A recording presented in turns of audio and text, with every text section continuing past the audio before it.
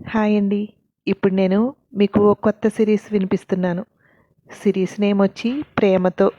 అవునండి, ప్రేమతోనే. ఈ సిరీస్‌లో ఎవరు ఏది చేసినా ప్రేమతోనే చేస్తారు. ఆఖరికి హత్య చేసినా అది ప్రేమతోనే. ఆఖరికి అంటే లాస్ట్‌లో కాదులెండి. ముందు స్టార్టింగే డెడ్ బాడీ. ఆ డెడ్ బాడీ చుట్టూ కథ తిరుగుతుంది. అతన్ని ఎవరు చంపారు అనేదే సస్పెన్స్. ఇక స్టోరీలోకి వెళ్దామా? శంషాబాద్ ఎయిర్పోర్ట్లో ఫ్లైట్ ల్యాండ్ అయ్యింది. దిగి బయటికి వస్తున్న సునందని అందరూ రెప్పవాల్చకుండా చూస్తున్నారు. 30+లో కూడా టీనేజ్ అమ్మాయిలా మెరిసిపోతోంది మరి. Brown jeans, baby pink t-shirt, చేతిలో హ్యాండ్ బ్యాగ్, కళ్ళకి గాగుల్స్. మోడల్ ర్యాంప్ వాక్ చేసినట్టుంది నడక. తన లగేజ్ కోసం అక్కడ నిలబడింది. తమ లగేజ్ వచ్చినా అవి తీసుకుని సునందనే చూస్తూ నిలబడ్డారు కొందరక్కడ. ఎంతసేపు అక్కడ వెయిట్ చేయాలి? నీ లగేజ్ వచ్చింది కదా, ఇక్కడేం చేస్తున్నావు? అమ్మాయి కనపడితే చాలు కాళ్ళు కదలవు నీకు. ఆ మాట వినబడి పక్కకు చూసింది సునంద. సునందన్నే చూస్తూ వెళ్ళాలనే విషయం కూడా మర్చిపోయి నిలబడి చూస్తున్న భర్త చేతిలోని బ్యాగ్ని గుంజుతూ తీసుకుని విసురుగా నడుస్తోంది ఒక అమ్మాయి. వెనక్కి వెనక్కి చూస్తూ తప్పనిసరై తన భార్య వెనకే వెళ్తున్నాడు అతను. సునంద తన బ్యాగ్స్ కలెక్ట్ చేసుకుని బయటికి వచ్చింది. గుడ్ మార్నింగ్ సుందు అన్నాడు. అక్కడ సునంద కోసమే వెయిట్ చేస్తున్న assistant sub inspector Vikrant. Good morning Vicky. నన్ను సుందు అనొద్దని నీకెన్నోసార్లు చెప్పాను అంది చిరుకోపం ప్రదర్శిస్తూ. చేతిలో బ్యాగ్ అందుకుంటూ, నువ్వు మనం చదువుకునే రోజుల్లో ఎలా ఉన్నావో ఇప్పటికీ అలాగే ఉన్నావు. నీ రూపం ఇలా ఉన్నన్ని రోజులు నువ్వెన్నిసార్లు చెప్పినా నువ్వు సుందువే. ఇప్పుడు ఆఫీస్లో నా బాసుగా వస్తున్నావు. అయినా అందరి ముందు పిలవనులే అన్నాడు భరోసా ఇస్తున్నట్టు. నాకేదో ఆఫర్ ఇచ్చినట్టు చెప్తున్నావు. ఏడిసావులే. అలా పిలిచావంటే ఆ వంక పెట్టి సస్పెండ్ చేసి పాడేస్తాను, మర్చిపోకు అంది. నీకు అప్పటి నుండి ఇప్పటి వరకు పొగరు తగ్గలేదు కదా. అప్పుడెంత పొగరుగా ఉన్నావో ఇప్పుడు అలానే ఉన్నావు. నువ్వు డ్యూటీలో రావద్దన్నావు కనుక వదిలేశాను. లేదంటే కానిస్టేబుల్స్ అందరినీ తీసుకొచ్చి నీకు మంచి వెల్కమ్ చెప్పుండేవాణ్ణి అన్నాడు. మంచి అవకాశం మిస్ చేసుకున్నావు అన్నట్టు. కారులోకి ఎక్కి కూర్చుంటూ, నువ్వు ఇలాంటి పనులు చేస్తావనే నిన్ను అసలు రానే వద్దంది. అవును, ఏంటన్నావు? నాకు పొగరా? ఇది పొగరే అంటావా? నేను సెల్ఫ్ రెస్పెక్ట్ అనుకుంటున్నానే. మేము సెల్ఫ్ రెస్పెక్ట్ అనుకుంటే మీకు పొగరగానే అనిపిస్తుందిలే అంది. అలా అనుకుంటేనే నీ మనసుకి నీకు సాటిస్ఫాక్షన్ ఉంటుందిలే. ఇటు తిరిగి అటు తిరిగి నాకే బాస్గా వచ్చావు కదా. ఈ విషయం తెలిసిన దగ్గర నుండి నిన్నెలా భరించాలరా దేవుడా అనుకుంటూనే ఉన్నాను. రోజు ఇంట్లో పెళ్ళం టార్చర్, ఇప్పటి నుండి డ్యూటీలో నీ టార్చర్ భరించాలి.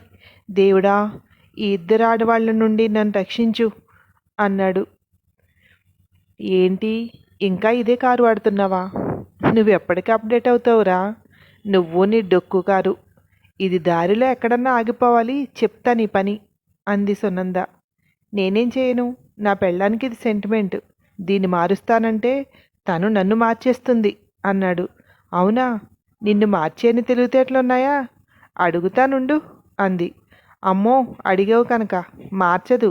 చంపేసి నేనే చంపేశానని జైలుకి వెళ్ళి కూర్చుంటుంది అన్నాడు. నీకు తగ్గ భార్య. అలా ఉండడం వల్లే నువ్వు ఇలా ఉన్నావు. లేదంటే ఈ పాటికి అంది. కారు సడన్ బ్రేక్తో ఆగిపోయింది.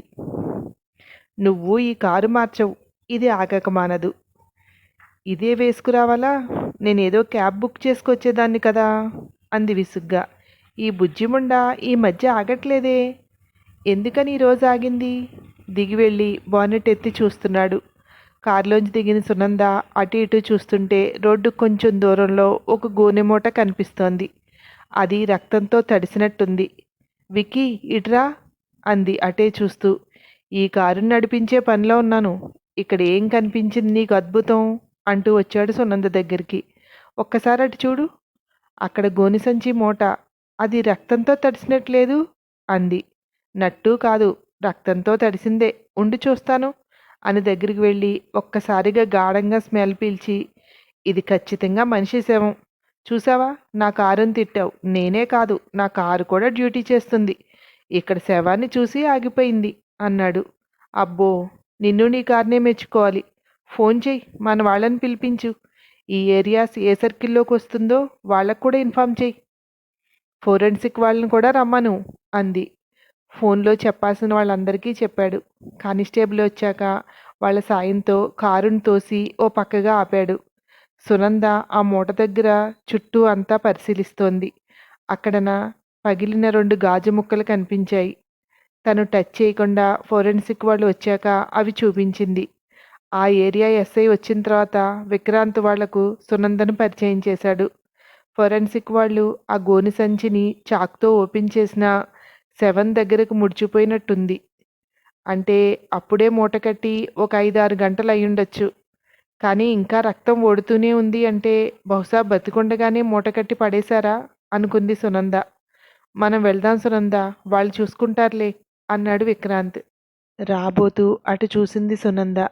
వాళ్ళు చుట్టుపెట్టుకుపోయి ఉన్న అతని చెయ్యి లాగడంతో చేతి మీద ఉన్న పచ్చబొట్టు కనిపిస్తోంది. చేతి మీద లావణ్య అని పచ్చబొట్టుతో రాసి ఉంది. విక్రాంత్ క్యాబ్ బుక్ చేశాడు. అది రావడంతో వీళ్ళిద్దరూ క్యాబ్ ఎక్కారు. దారిలో విక్రాంత్, వస్తూనే ఏదో ఒక కేసు తగిలింది, కానీ మన ఏరియా కాదు అన్నాడు. అవును, చూస్తుంటే కొంచెం ఏదో మిస్టరీ కేసులా ఉంది. నీ కారు అక్కడే వదిలేశావు, మెకానిక్కి ఫోన్ చేశావా అంది. చేశాను, వాడు వచ్చి బాగు చేసి తీసుకొచ్చిస్తాడు. ఏంటి మరి, నీకు చూసిన ఇంటి దగ్గరికి వెళ్తావా, డైరెక్ట్గా స్టేషన్కి వెళ్దామా అన్నాడు. ఇలా వెళ్తే విష్ చేయడం మానేసి నోరు వెళ్ళబెట్టి చూస్తూ ఉంటారు. యూనిఫామ్లో వెళ్తానులే, ఇంటికి తీసుకువెళ్ళు అంది. మనం ఇంటికి వెళ్ళిన వెంటనే నా భార్య వస్తుంది. నువ్వు ముందే చెప్పు, దారిలో మనకు శవం కనపడింది, అందుకే లేట్ అయింది కదా అన్నాడు. మనం ఎయిర్పోర్ట్ నుండి తిన్నగా క్యాబ్ మాట్లాడుకుని వస్తున్నాం కదా అంది ఆశ్చర్యం నటిస్తూ. ఇలా నువ్వొకటి నేనొకటి చెప్పావనుకో, అదేదో కదల్లేస్తుంది. నా కారు దారిలో ఆగిపోవడం కూడా చెప్పాలి, లేకపోతే కొంపలు అంటుకుంటాయి అన్నాడు. నువ్వు అసలు కారు వేసుకునే రాలేదు కదా అంది సునంద. నన్ను ఆట పట్టించింది చాలు కానీ ఇలాగే చెప్పావంటే నా పని అవుట్, చీల్చి చెండాడేస్తుంది అన్నాడు. మన ఫ్రెండ్స్లో ఎవ్వరూ కూడా నిన్ను అదుపు చేయలేకపోయేవారు. నీ ఇష్టం వచ్చినట్టు తిరిగేవాడివి. మంచి భార్యనిచ్చాడు నీకు ఆ దేవుడు. ఒక్కసారి కూర్చోపెట్టి నీ పాత కథలన్నీ చెప్పేస్తే ఎలా ఉంటుందంటావు అంది. నువ్వు ఆఫీసులో నాకు మొగుడివి, అక్కడ నీ ఇష్టం, నీ ఇష్టం వచ్చినట్టు టార్చర్ పెట్టు, కానీ ఇంటి విషయంలో మాత్రం నిజాలు చెప్పాలవా ప్లీజ్ అన్నాడు. అదే నేను చెప్తున్నాను, మన కాలేజీ టైంలో ఉన్న నిజాలన్నీ చెప్పేస్తానని అంది.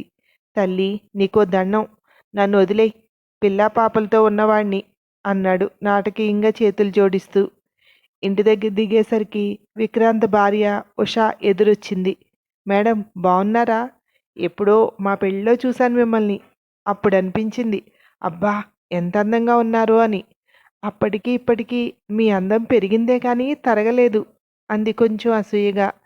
వీడికంటే బాస్ని, నీకు బాస్ కాదు కదా, మరీ మేడం వద్దు అంది సునంద.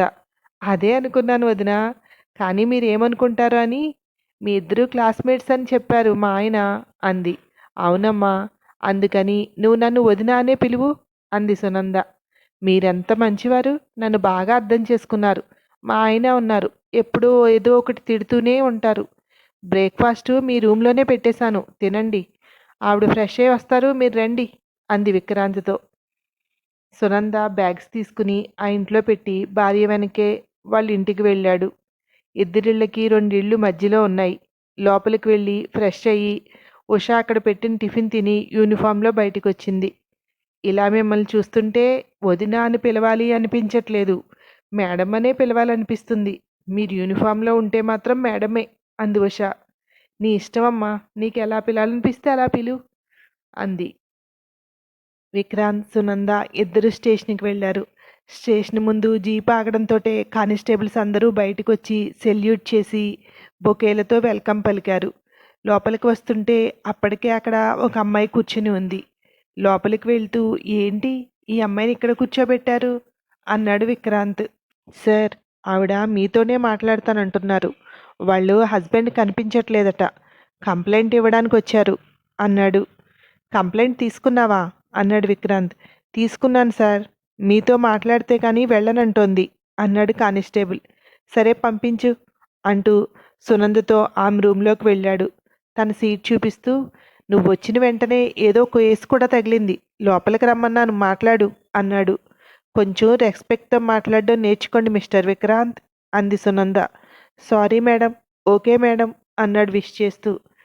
తను లోపలికి వచ్చింది. నమస్తే మేడం. నమస్తే సార్ అంది ఇద్దరిని చూస్తూ. కూర్చోమ్మా. ఏంటి నీ పేరు, ఏంటి సమస్య అంది సునంద. మేడం, నా పేరు లావణ్య, నా భర్త కనిపించట్లేదు అంది కూర్చుంటూ. ఆ అమ్మాయి ఆ మాట చెప్పడంతో ఇద్దరూ ఆశ్చర్యంగా ఆ అమ్మాయి వంక చూస్తున్నారు.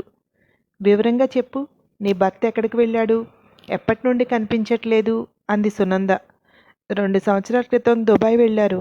ఈరోజు ఉదయం ఇంటికి రావాలి, రాలేదు. ఫోన్ చేస్తే ఫోన్ స్విచ్ ఆఫ్ అయి ఉంది. ఇంకేం చేయాలో తెలియక ఇక్కడికి వచ్చాను అంది లావణ్య. కొంచెం వివరంగా చెప్తావా అంది సునంద. మాది లవ్ మ్యారేజ్ మేడం. మా పెళ్ళైన తర్వాత మా అమ్మ నాన్న అసలు ఒప్పుకోలేదు. మమ్మల్ని ఇంట్లోకి కూడా రానివ్వలేదు. మా అత్త మామ రానిచ్చారు, కానీ మా బావతో సహా అందరూ కలిసి నాకు నరకం చూపించేవారు. దాంతో మా ఆయన నన్ను తీసుకుని బయటికి వచ్చేశారు అంది దుఃఖంతో మూసుకుపోయిన గొంతుతో. గ్లాస్తో వాటర్ ఇచ్చాడు విక్రాంత్. తీసుకుని కొంచెం తాగి, నాకు ఒక బాబు పుట్టిన తర్వాత అతనికి అనుకోకుండా దుబాయ్లో జాబ్ వచ్చింది. 3 సంవత్సరాలకు బాండ్. అందుకని ఇలా నన్ను ఇక్కడే వదిలేసి ఆయన వెళ్ళారు. నేను ఎవరి దగ్గరికి వెళ్లకుండా ఆయన ప్రతి నెల పంపిస్తున్న డబ్బులతో ఇక్కడే ఉంటున్నాను. బాబుని ఈ సంవత్సరమే స్కూల్లో జాయిన్ చేశాను. 15 రోజుల క్రితం చెప్పారు, నేను డబ్బు తీసుకువస్తున్నాను, ఇక్కడ ఇల్లు కొనుక్కుందామని. ఈరోజు ఇంటికి రావాలి. రాత్రి ఫోన్ చేశాను, స్విచ్ ఆఫ్ వచ్చింది. ఫ్లైట్లో ఉన్నారు కదా, స్విచ్ ఆఫ్ అనుకున్నాను. కానీ ఉదయం కూడా ఎన్నిసార్లు చేసినా స్విచ్ ఆఫ్ అనే వస్తుంది. అందుకే ఎవరి దగ్గరికి వెళ్ళాలో తెలియలేదు. ఇంక తినగా పోలీస్ స్టేషన్కి వచ్చేసాను అంది. ఒకవేళ వాళ్ళ అమ్మా నాన్న దగ్గరికి వెళ్ళాడేమో. కనుక్కోకపోయావా అంది సునంద. అలా వెళ్ళరు మేడం. ఎందుకంటే వాళ్ళు చూపించిన టార్చర్ అలాంటిది. ఇక వాళ్ళ దగ్గరికి వెళ్ళడు అంది. ఏమో, ఎందుకైనా ఒకసారి కనుక్కోవాల్సింది కదా అంది. ఒకవేళ మీరన్నది నిజమే అయ్యి వాళ్ళ దగ్గరికి వెళ్తే కనుక ఇక నా దగ్గరికి రానిస్తారా? నన్ను దూరం చేసేసినట్టే అంది ఏడుస్తూ. వాళ్ళ ఫోన్ నెంబర్లు ఉన్నాయా నీ దగ్గర? మీ హస్బెండ్ నెంబర్ కూడా ఇవ్వు అంది. మా ఆయన నెంబర్ ఇచ్చాను. అత్త వాళ్ళవి లేవు మేడం. వాళ్ళ ఇంటి అడ్రస్ అయితే ఉంది, అది కంప్లైంట్లో యాడ్ చేశాను అంది. మీ హస్బెండ్ ఫోటో ఇచ్చావా అంది. ఇచ్చాను మేడం. కంప్లైంట్ ఇచ్చిన ఆయనకే ఇచ్చాను అంది లావణ్య. సరే, నేను ఎంక్వైరీ చేస్తాను, నువ్వు ఇంటికి వెళ్ళు. ఏమన్నా అవసరమైతే నీకు ఫోన్ చేస్తాను. నీ ఫోన్ నెంబర్ కూడా ఇచ్చేసి వెళ్ళు అంది సునంద. ఇచ్చాను మేడం. బాబుని స్కూల్ నుండి తీసుకొచ్చే టైం అయింది, నేను వెళ్తాను అంది. మంచిది. ఏదైనా అవసరమైతే నేను ఫోన్ చేస్తాను, అప్పుడు రా. ఎందుకైనా మీ అమ్మ వాళ్ళ అడ్రస్ లేదా ఫోన్ నెంబర్స్ ఇచ్చి వెళ్ళు అంది. ఇచ్చాను మేడం. వాళ్ళు మమ్మల్ని వద్దు అనుకున్నారు. చంపేలా ఉంటే ఇన్ని సంవత్సరాలు ఆగరు. అయినా మీరు అడిగినవన్నీ కూడా ఇచ్చాను అంటూ వెళ్ళిపోయింది. ఈ అమ్మాయికి కంప్లైంట్ ఇవ్వాలంటే ఏమేం కావాలో కూడా తెలుసా? ఇదేదో అనుమానించేలాగే ఉందే అన్నాడు విక్రాంత్. ఎవరైనా వెనక ఉండి గైడెన్స్ ఇస్తున్నారేమో. ముందు వాళ్ళ పేరెంట్స్ అడ్రస్ ఇచ్చింది కదా, అదేంటో చూడు. ఒక్కసారి అక్కడికి వెళ్ళి ఎంక్వైరీ చేసిరా. అమ్మాయి పేరెంట్స్ దగ్గరికి వెళ్ళు, లేదా ఫోన్ చేసి రప్పించి మాట్లాడదాం. పరువు హత్య కూడా అయ్యుండొచ్చు అంది సునంద. మొదలు పెట్టేశావా నీ పని అన్నాడు.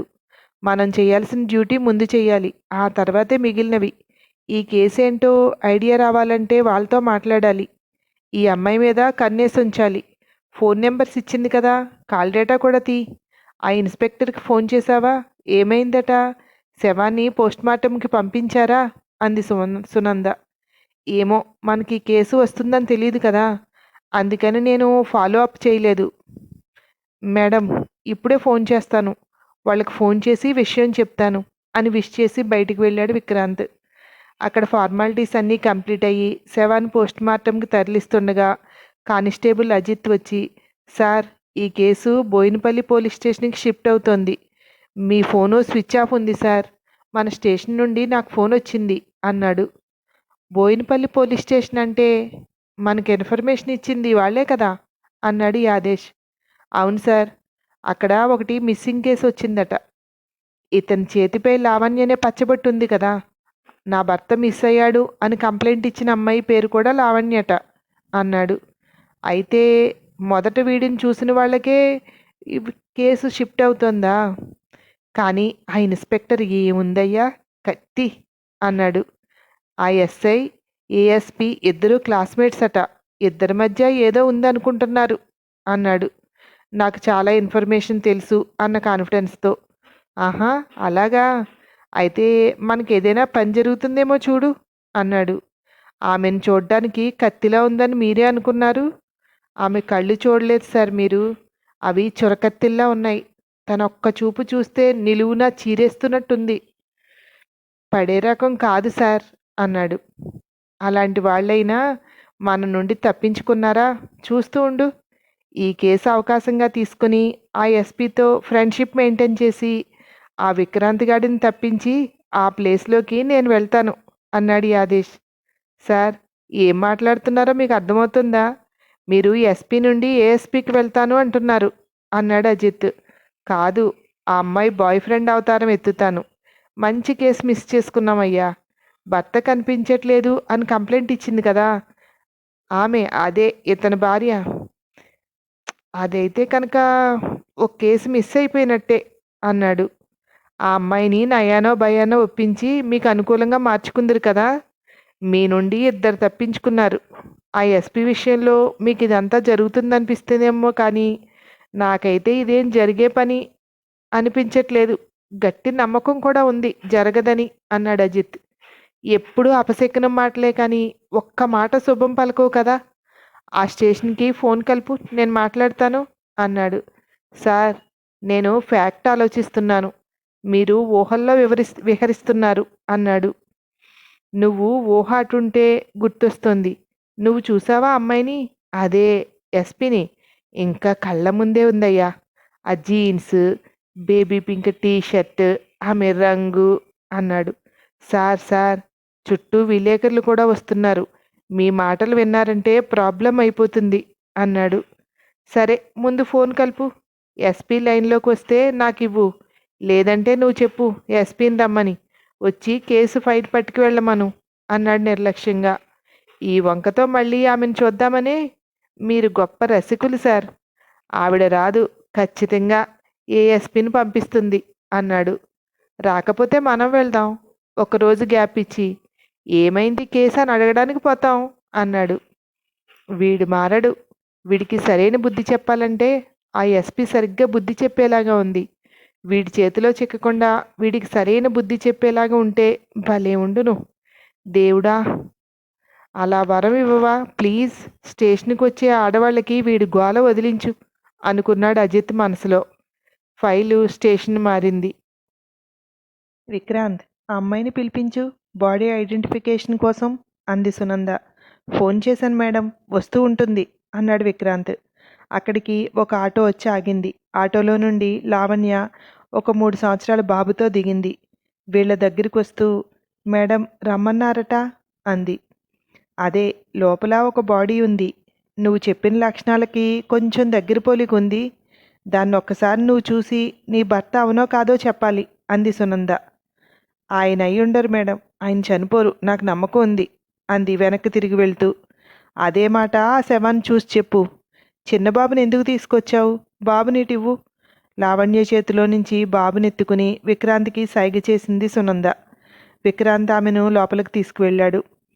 ముఖం మీద దుప్పటి తీసి చూపించాడు అక్కడున్న అటెండెన్స్. చూడడానికి మొహం గుర్తుపట్టలేకుండా బాగా చితికిపోయి ఉంది. చూసి ఒక్కసారిగా మొహం పక్కకు తిప్పుకుంది. చూడమ్మా, ఇతను నీ భర్తేనా అన్నాడు విక్రాంత్. సార్, ముఖం గుర్తుపట్టలేకుండా ఉంది అంది చున్నీతో ముక్కు మూసుకుంటూ. విక్రాంత్ అతనికి సైగ చేస్తే దుప్పటి పూర్తిగా తీసి చెయ్యిని చూపించాడు. ఆ చేతి మీద లావణ్య అనే పచ్చబొట్టుంది. అది చూసిన వెంటనే గమ్మున ఆ చేతిని పట్టుకుని బోరున ఏడుస్తూ, ఇతను ఇతను నా భర్త కాదు అంది ఏడుస్తూ. మరి నువ్వెందుకు ఏడుస్తున్నావు, నీ భర్త కానప్పుడు అన్నాడు విక్రాంత్ సూటిగా. సార్, ఇతను నా భర్త కాదు, కానీ ఇతను చంపింది నా భర్త. ఖచ్చితంగా ఆయన ఇండియాలోనే ఉన్నారు. ఇతన్ని ఆయనే చంపేశారు. ఈ నేరం నుండి తప్పించుకోవడానికి కనిపించకుండా ఎక్కడో దాక్కున్నారు అంది. ఆ శవం చేయి పట్టుకుని అక్కడే కింద కూలబడి ఆ చేతిని నుదుటికి తాకించుకుంటూ ఏడుస్తోంది లావణ్య. విక్రాంత్ కూడా వచ్చిన లేడీ కానిస్టేబుల్ ఆమెను పైకి లేవతీసి శవం చేతిని విడిపించి బయటికి నడిపించుకుంటూ తీసుకొచ్చింది. ఆ తర్వాత ఏమైందో ఇంకో భాగంలో విందురు గాని. ఇంతకీ అతను ఎవరు? లావణ్యకేమవుతాడు? భర్తే చంపాడంటోంది. ఇదేంటి? ఇదేమైనా ఇల్లీగల్ కేసా? నెక్స్ట్ భాగంలో మరికొంత స్టోరీ తెలుసుకుందురు గాని. Thank you.